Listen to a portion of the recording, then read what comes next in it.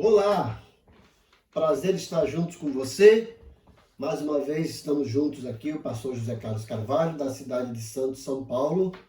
Estamos juntos para os comentários da próxima lição, lição número 11 da Escola Bíblica Dominical.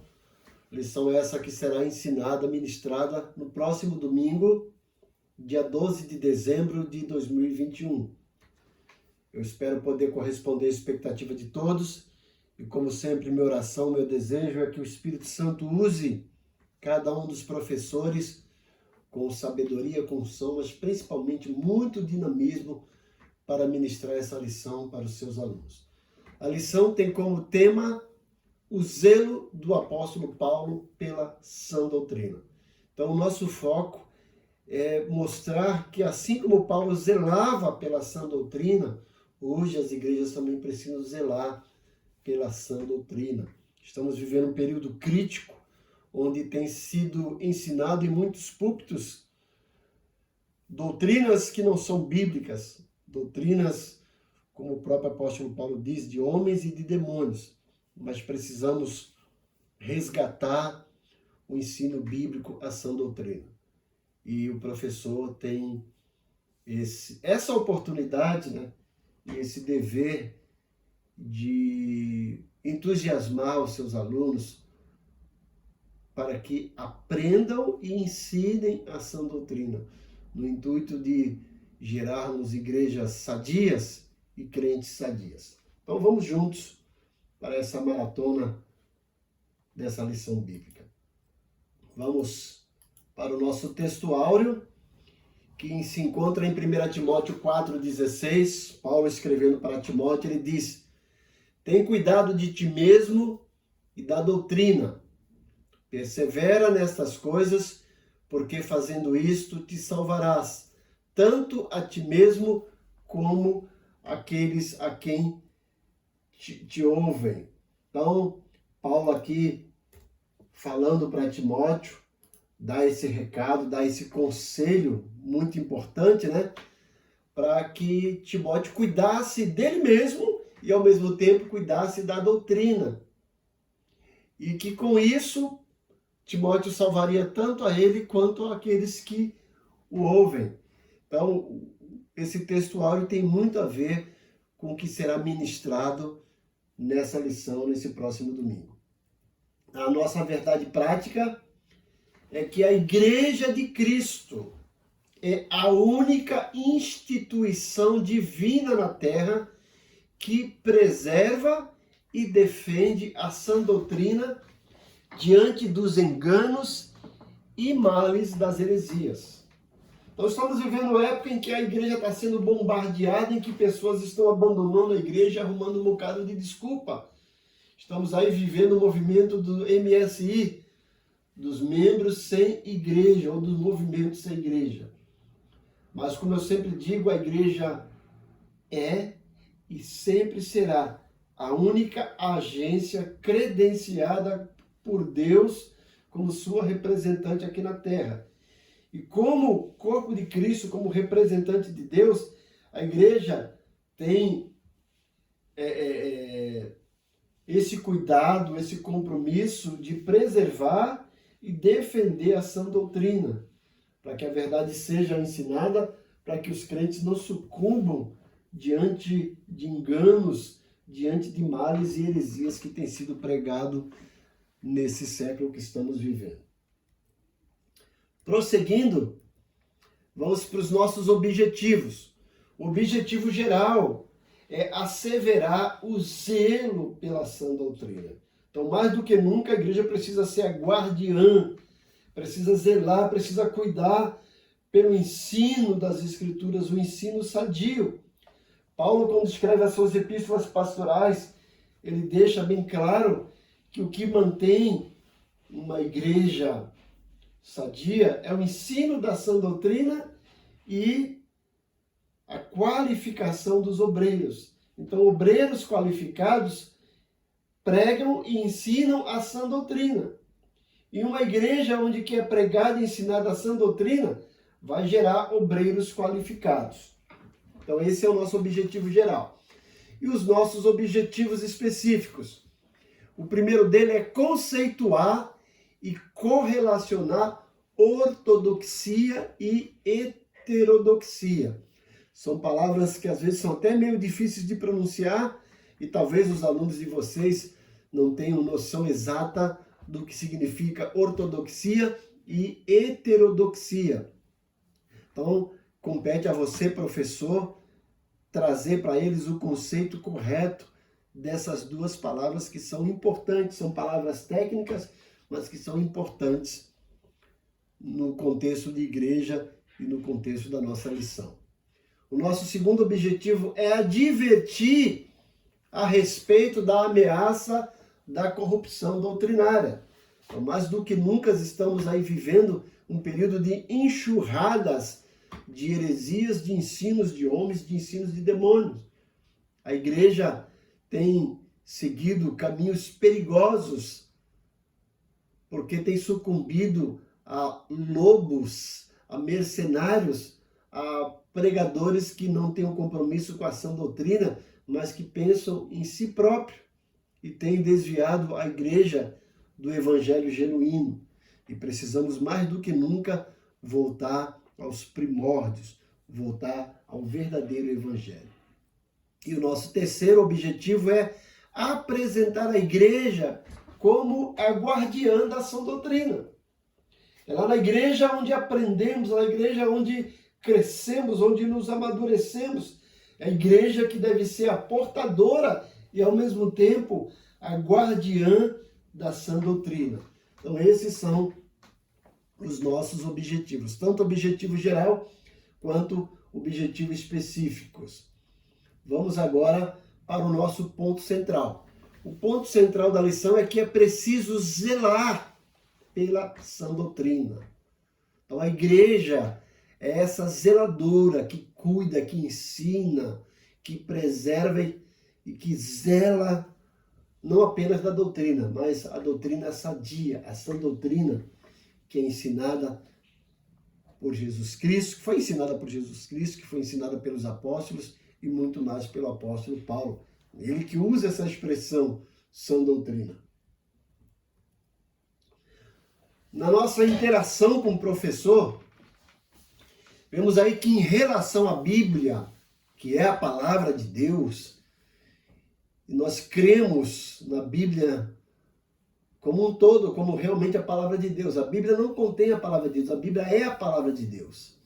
E como palavra de Deus, ela possui essas características de inerrância, infalibilidade e suficiência. Ela é autossuficiente.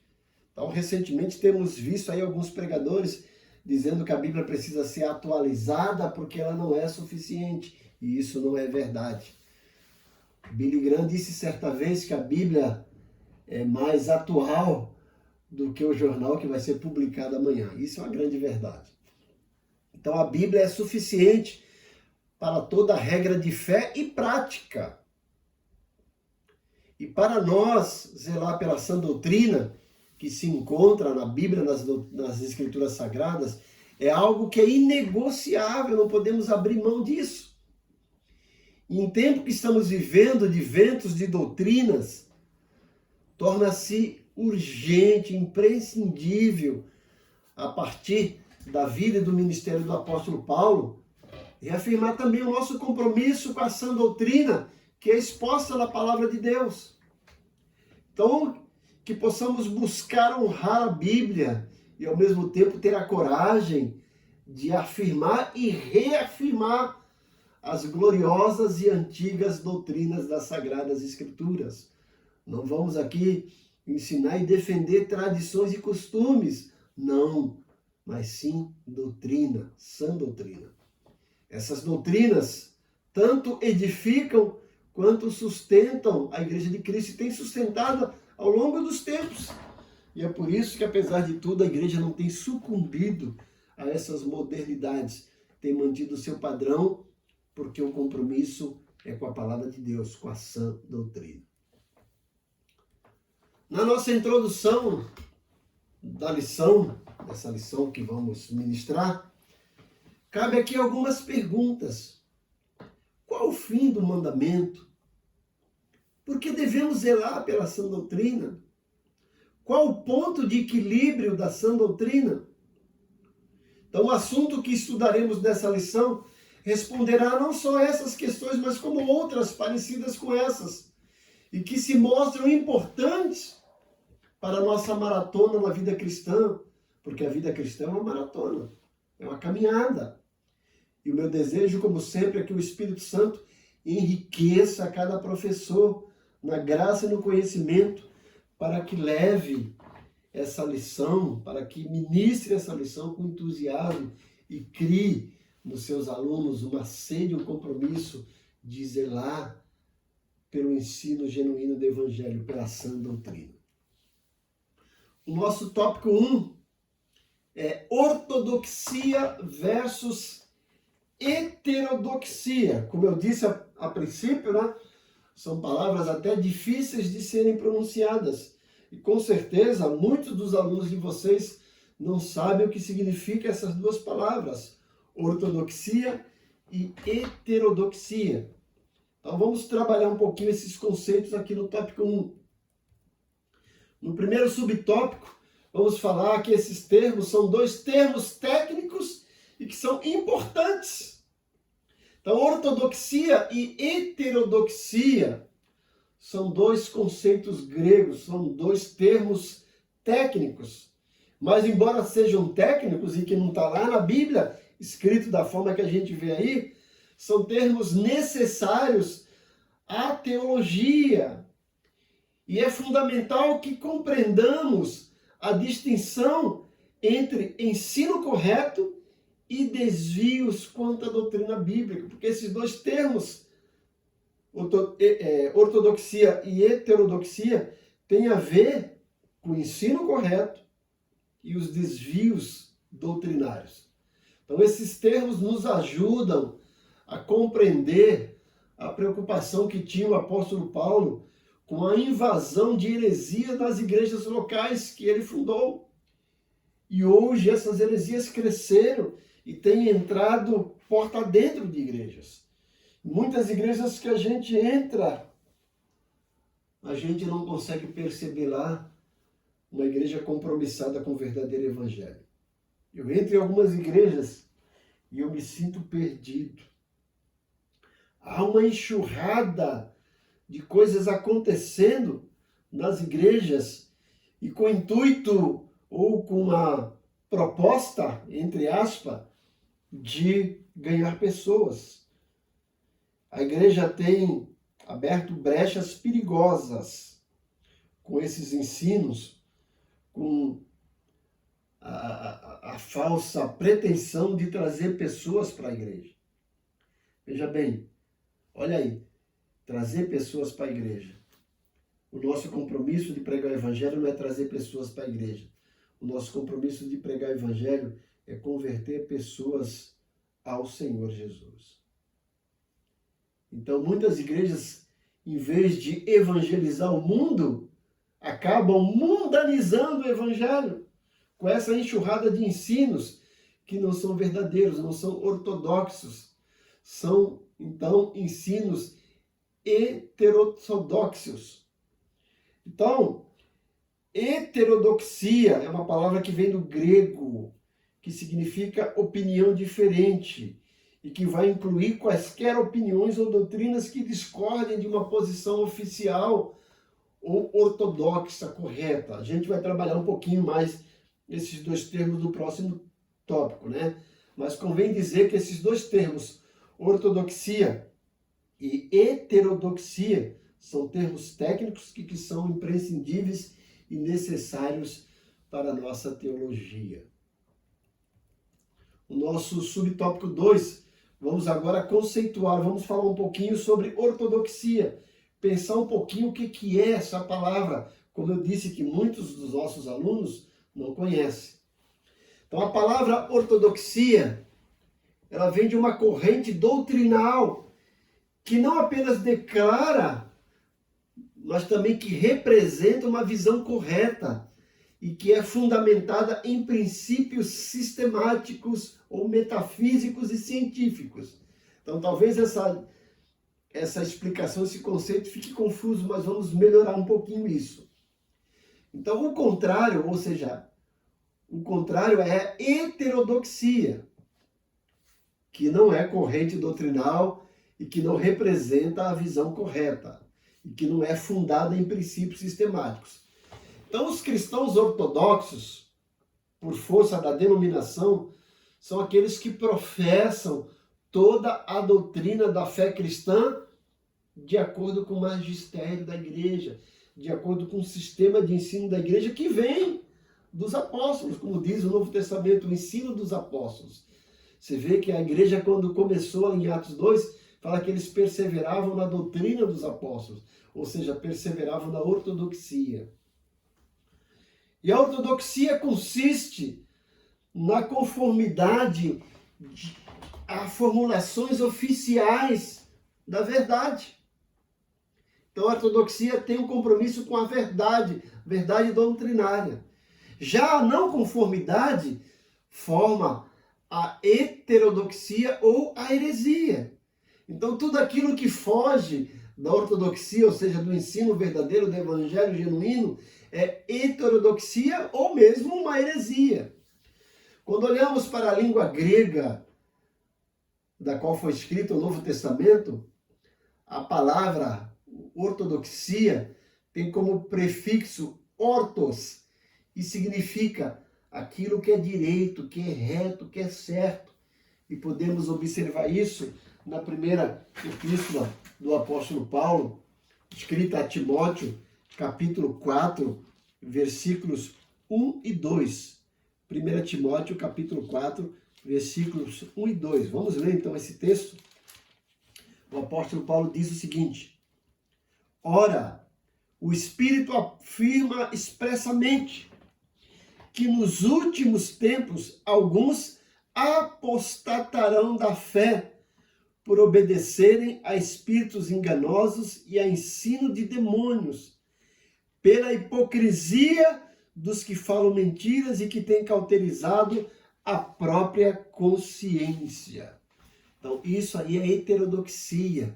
É aquilo que não é direito, que não é reto, que não é certo. Já a ortodoxia é aquilo que é direito, que é reto, que é certo. É o verdadeiro evangelho. Então, podemos dizer que a definição técnica para a palavra ortodoxia diz respeito àquilo que é absoluta e conformidade com um princípio ou doutrina. Na teologia cristã, esse termo ortodoxia refere-se ao modelo bíblico do que é chamado por Paulo de sãs palavras ou sãs doutrinas, conforme lemos em 2 Timóteo, capítulo 1, versículo 13. Vamos lá, 2 Timóteo 1, 13. Diz o seguinte: mantenha o padrão das sãs palavras que de mim ouviste, com fé e com amor, que está em Cristo Jesus.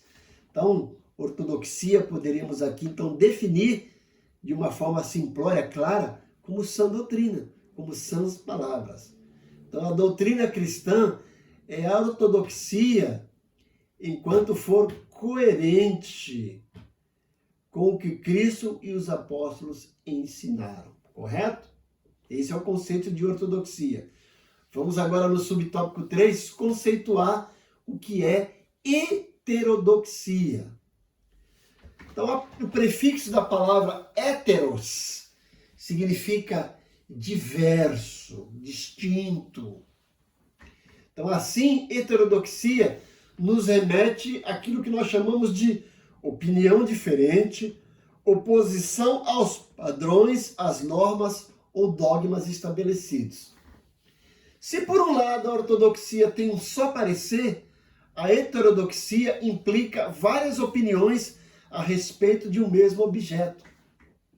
Na visão do apóstolo Paulo, a igreja deve manter a unidade doutrinária da fé e, ao mesmo tempo, combater com veemência aquilo que ele chama de doutrinas de demônio, como nós lemos em 1 Timóteo 4:1. Então, no conceito de Paulo, heterodoxia são doutrinas de demônio ou de homens.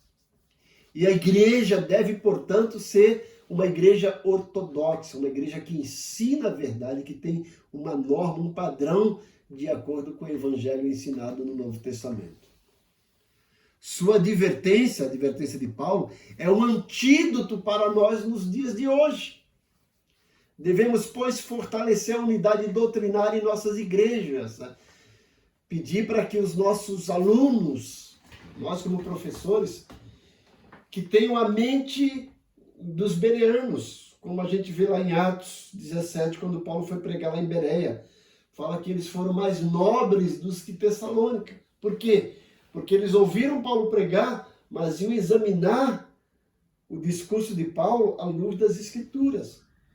Então hoje, como eu disse, tem chegado na igreja uma enxurrada de doutrinas. E precisamos mais do que nunca padronizar isso.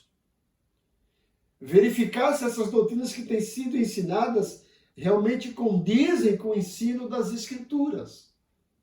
Precisamos comparar tudo que é falado nos púlpitos para ver se realmente tem respaldo bíblico. Porque, como eu disse, muitas igrejas têm caído no despenhadeiro abaixo porque estão seguindo doutrinas de homens e demônios e não doutrina ortodoxa, não doutrina bíblica. E a nossa síntese do tópico 1 é que com ortodoxia nos referimos à doutrina cristã, enquanto ela for coerente com o que Cristo e os apóstolos ensinaram.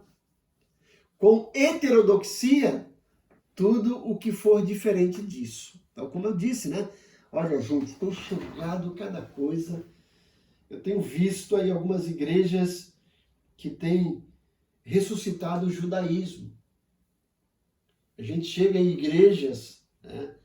O que tem de artefatos do judaísmo, né? Shofar, candelabro, minorá, Arca da Aliança, pastores se vestindo de rabino, meu Deus, com quitar cada coisa. Pessoas distorcendo o evangelho. Eu falo, parece que não leem a Bíblia. Se você ler Atos 15, você vai observar que os cristãos judeus queriam que os gentios guardassem toda a lei de Moisés. E a igreja precisou se reunir para discutir esses assuntos. E o parecer foi uma coisa fantástica. Quando eu olho Atos 15, do 28 em diante, os apóstolos dizem, pareceu bem ao Espírito Santo e a nós não impor aos gentios nada a não ser somente essas coisas, que se abstenham da carne sufocada, da carne sacrificada aos ídolos, do sangue e da fornicação. Só isso, gente. E hoje muitas pessoas querem ressuscitar o judaísmo. Quando fazem isso, sem perceber, estão tornando o sacrifício de Jesus nulo. Então é mais do que importante que a igreja mantenha a sua ortodoxia, o ensino da sã doutrina. Essa é a síntese do tópico 1. Vamos agora para o nosso subsídio pedagógico. Precisamos atentar para as seguintes palavras de alguns estudiosos pentecostais, já que estamos nos dirigindo aqui para o pessoal que usa a revista das Assembleias de Deus, né? E na Teologia Sistemática, uma perspectiva pentecostal, um livro produzido pela CPAD, lá na página 44, diz o seguinte: reconhecemos também que somente a Bíblia, por ser a palavra de Deus, tem a resposta definitiva. Todas as palavras meramente humanas são, na melhor das hipóteses, meros ensaios e só são verdadeiras à medida que se harmonizam com a revelação da Bíblia. Então, com base nesse texto, professor, procure saber como seus alunos consideram a Bíblia. Para eles, a Bíblia tem a resposta definitiva? Discuta com eles a respeito das produções literárias humanas e a superioridade da revelação da Bíblia. É preciso pontuar o papel da Bíblia como livro de valores e princípios atemporais e eternos. Por isso ela está acima de toda produção literária humana. Então a Bíblia é o manual divino, né? A Bíblia é a palavra de Deus. A Bíblia não contém a palavra de Deus, a Bíblia é a palavra de Deus. Por isso é fundamental que o professor coloque na mente do seu aluno esse desejo, essa incumbência, esse compromisso de zelar pelo ensino da verdade do Evangelho, para que o Evangelho seja ensinado na íntegra, para que a Bíblia seja lida e estudada e tudo aquilo que é pregado nas igrejas sejam examinados à luz das Escrituras. Vamos avante. Vamos então para o nosso tópico número 2. O nosso tópico número 2 tem como título aí a ameaça de corrupção doutrinária. Ameaça de corrupção doutrinária. Vamos pensar um pouquinho nisso. E o nosso primeiro subtópico é a advertência do apóstolo Paulo.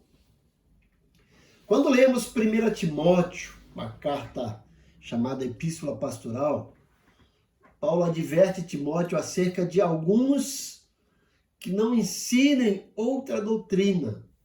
Lá em 1 Timóteo 1:3. Aqui a palavra para outra é héteros, de onde vem heterodoxia, que também é traduzida como diverso, diferente. Por isso, Paulo se refere a outra doutrina, ou seja, não é a verdadeira doutrina, não é a doutrina genuína. É algo como que nada tinha a ver com a genuína doutrina de Cristo que era ensinada por Paulo. Então, esse zelo que Timóteo deveria ter para preservar a sã doutrina trazia um contexto de homens sem escrúpulos, que não respeitavam os ensinos apostólicos. E o apóstolo identifica esses homens como lobos cruéis vestidos de ovelha e que investiam contra o rebanho de Deus, não perdoando, conforme a gente pode ler em Atos capítulo 20, versículo 29 e 30. Vamos ler esse texto, Atos 20, versículos 29 e 30. Diz o seguinte lá: eu sei que depois da minha partida, entre vós penetrarão lobos vorazes, que não pouparão o rebanho, e que dentre vós mesmo se levantarão homens falando coisas pervertidas para arrastar os discípulos atrás deles. Então Paulo está falando que a fonte da heterodoxia, da heresia, ela tem duas vertentes. Ela vem de fora, mas também vem de dentro da igreja. E Paulo está advertindo os líderes para que tenham cuidado com isso, para que não se deixem enganar, para que não se deixem levar por esses ensinos que não são totalmente bíblicos, que são ensinos de homens ou até mesmo de demônios, certo? Essa é a advertência do apóstolo Paulo. O nosso segundo subtópico: quais eram os problemas de ordem doutrinária que já havia naquele tempo e que hoje também existe, né? Então percebemos que as igrejas plantadas por Paulo e os demais apóstolos, ali no primeiro século, sofreram muito com a infiltração de conceitos filosóficos, conceitos pagãos e judaizantes na interpretação da doutrina apostólica. Então, nas igrejas como a de Corinto ou Éfeso, havia os que afirmavam crer no Evangelho, mas não renunciavam aos costumes pagãos. Outros traziam uma bagagem religiosa do legalismo judaico aliada ao gnosticismo, conforme podemos ver em 1 Coríntios 1:12. Vamos ler esse texto de 1 Coríntios 1:12. É importante a gente estabelecer essa conexão. Veja o que Paulo deixa para a gente registrado na sua primeira carta aos Coríntios, capítulo 1, versículo 12. O apóstolo Paulo diz o seguinte: refiro-me ao fato de cada um de vós dizer, eu sou de Paulo, eu de Apolo, eu de Cefas e eu de Cristo. Então Paulo está combatendo ali uma divisão na igreja. Havia 4 grupos divisionários na igreja de Corinto, né? Aqueles que diziam que era de Paulo eram os liberalistas. Aqueles que se diziam seguidores de Apolo, eles eram uma espécie de sofistas, né? Pessoas que traziam um pouquinho da aristocracia. Aqueles prezavam mais por ensinos filosóficos. Os que diziam que era de Pedro ou de Cefas eram os legalistas. E os que diziam que eram de Cristo eram os anarquistas, que não queriam obedecer ninguém. Isso acontecia na igreja de Corinto. Mas quando Paulo escreve para a igreja de Colossos, a Epístola aos Colossenses, Paulo está combatendo algo que a gente chama de sincretismo, que era uma mistura de cristianismo, judaísmo, gnosticismo e filosofia. Eles misturavam esses 4 elementos. Então, pregavam lá culto a anjos e era uma banalização da graça de Deus. E essas pessoas viviam em licenciosidade, né? Já os judaizantes confundiam a liturgia cristã com a judaica, bem como a moral cristã com o legalismo judaico.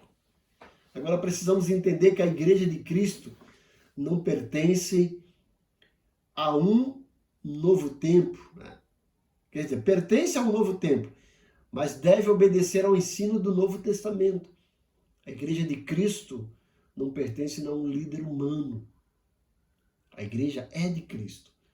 E os líderes humanos aqui que foram instituídos por Deus precisam ensinar o verdadeiro evangelho ensinado por Jesus e pelos apóstolos.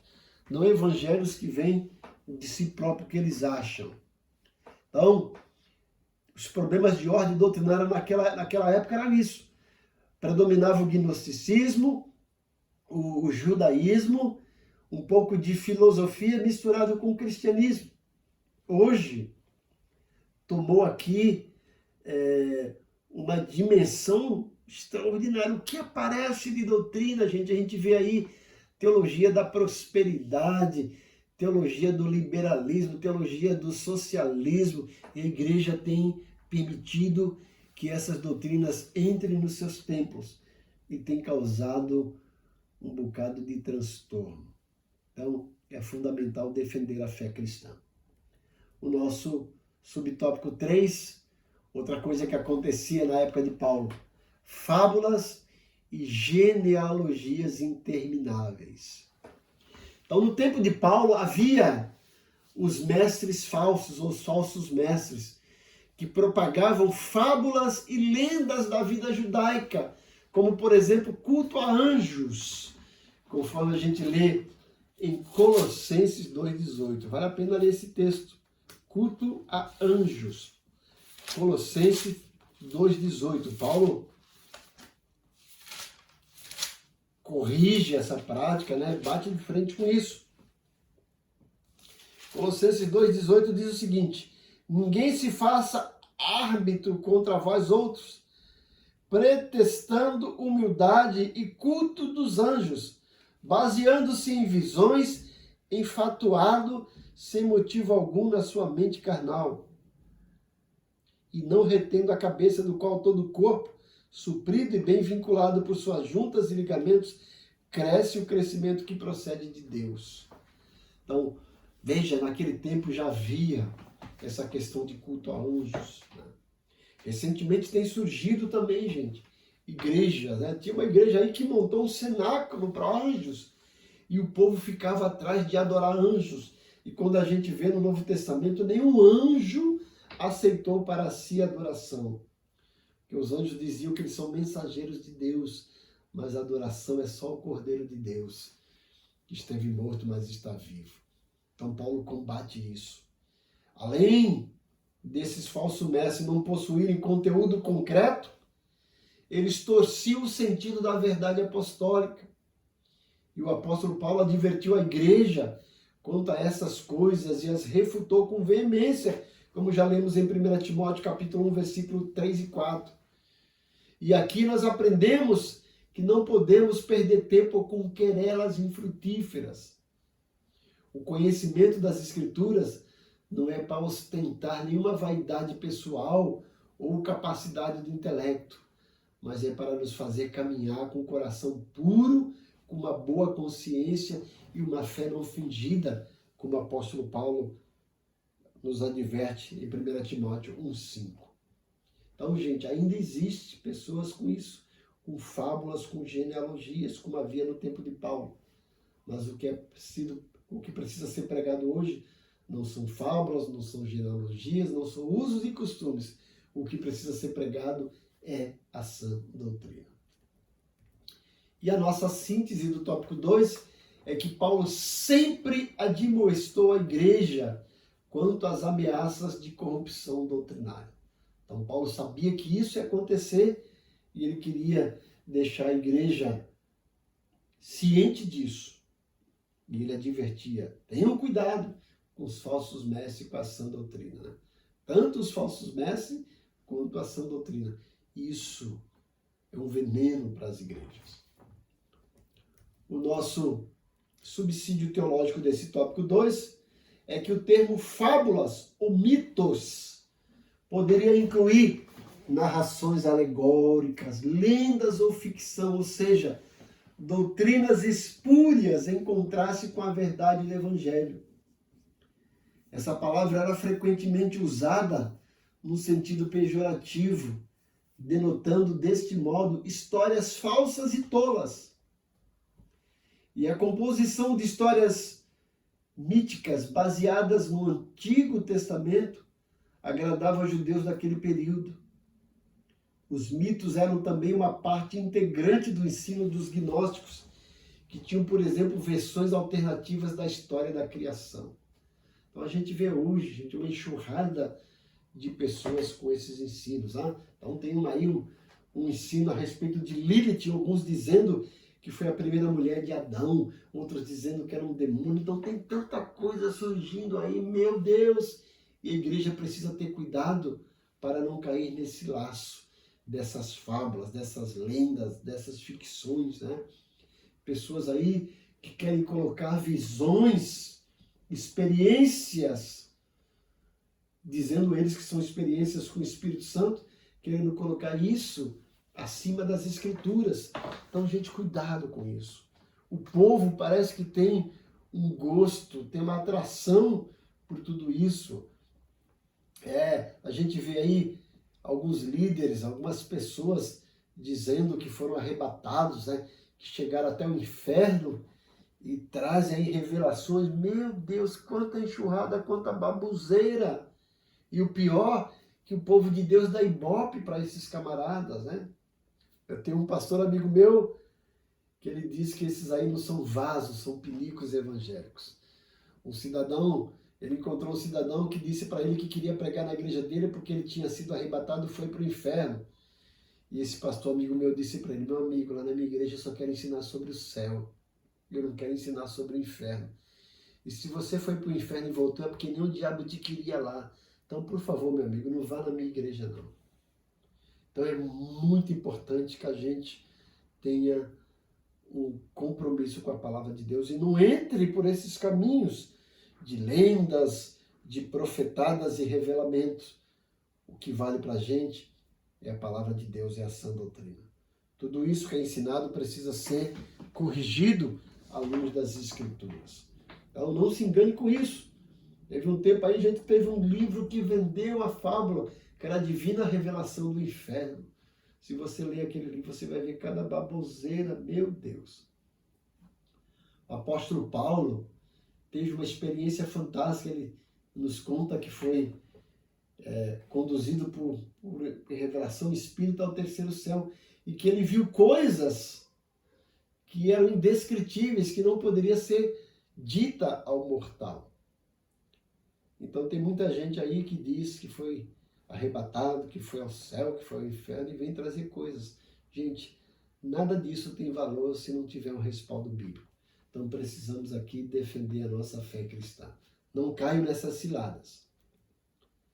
Vamos para o nosso subtópico 3, nosso tópico 3, que é a igreja como guardiã da sã doutrina, como protetora, como zeladora da sã doutrina. O nosso subtópico 1 tem como título: a igreja é coluna e firmeza da verdade. Então, em 1 Timóteo, o apóstolo Paulo declarou que a igreja sustenta a verdade. Ele diz isso em 1 Timóteo 3,15. Vamos ler isso? 1 Timóteo 3,15. O apóstolo Paulo nos diz: para que, se eu tardar, fiques ciente de como se deve proceder na casa de Deus, que é a igreja do Deus vivo, coluna e baluarte da verdade. Então, Paulo está dizendo que a igreja é que mantém a nossa fé, é que fundamenta, que sustenta, que alicerça a nossa fé. Então, por conseguinte, gente, diante das falsas crenças, a igreja é essa coluna, esse castelo, esse baluarte, é a firmeza da sã doutrina. Ela é a demonstração viva e santa da verdade revelada nas Escrituras. Por isso a igreja mantém e defende a sã doutrina contra todo erro, contra toda a oposição intelectual, contra todo o ensino filosófico e religioso de falsos mestres. Mas nós não podemos descuidar desse nosso papel, de zelar, de pregar o evangelho genuíno, a sã doutrina. Nosso subtópico 2, o objetivo do zelo pela sã doutrina. Então, qual seria, então, o objetivo de zelar pela sã doutrina?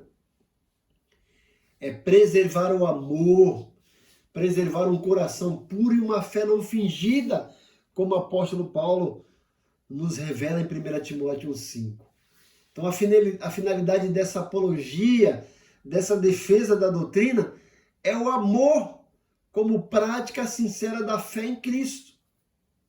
O falso ensino e os falsos mestres geram contenda, geram partidarismo, dissensões e gangrenas na comunhão. Logo, não há cristianismo ortodoxo, verdadeiro, genuíno, sem a prática do amor, de um coração puro e de uma fé não fingida.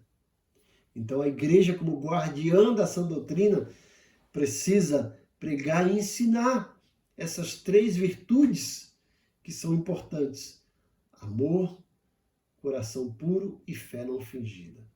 E com isso, seremos guardiões, zeladores da sã doutrina. E o nosso terceiro subtópico, a primazia do amor. Então, Paulo diz em 1 Timóteo 1,5 que o fim do mandamento é o amor. E ainda em 1 Timóteo, o amor aparece como um freio, como um instrumento de equilíbrio no combate às falsas doutrinas. Na Epístola Paulina, o combate nunca é contra pessoas, mas contra as ideias que elas representam. O zelo que Paulo tinha se dá justamente para impedir que o espírito dos falsos mestres se infiltrasse na igreja. E nesse caso, o amor, como fim do mandamento, é o antídoto perfeito.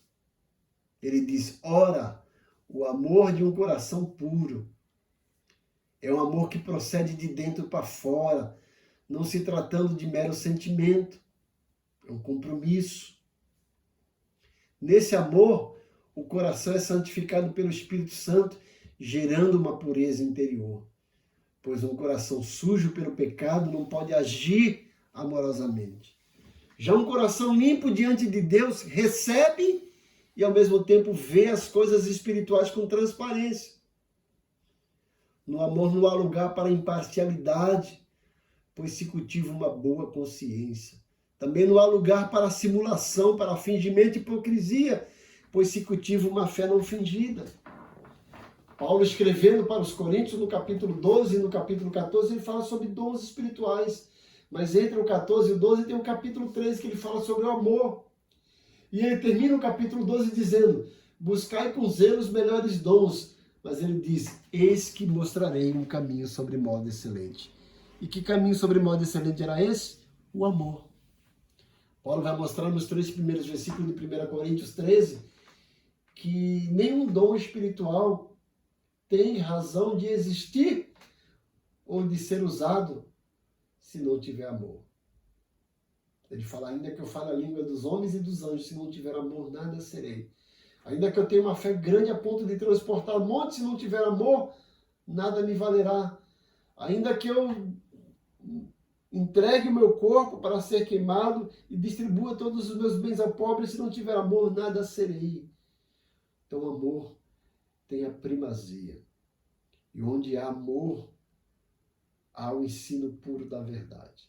Amor à palavra de Deus, amor à sã doutrina. Esse é o nosso subtópico 3. E a síntese do nosso subtópico 3 é: como coluna e firmeza da verdade, a igreja é a guardiã da sã doutrina, a zeladora, a protetora da doutrina verdadeira, do evangelho puro, do evangelho genuíno. E o nosso subsídio teológico é que a menção da verdade no verso 15 estimula o apóstolo a uma exclamação. Ele diz, olha: e sem dúvida alguma, grande é o mistério da piedade. E essa expressão traduzida como sem dúvida alguma, do grego é homologúmenos, que significa por consentimento mútuo, e expressa a convicção unânime dos cristãos. O que segue é uma recitação do que Paulo chama de mistério. Isso é da verdade revelada, da piedade, o conteúdo ou a base do cristianismo. Isso é a nossa fé.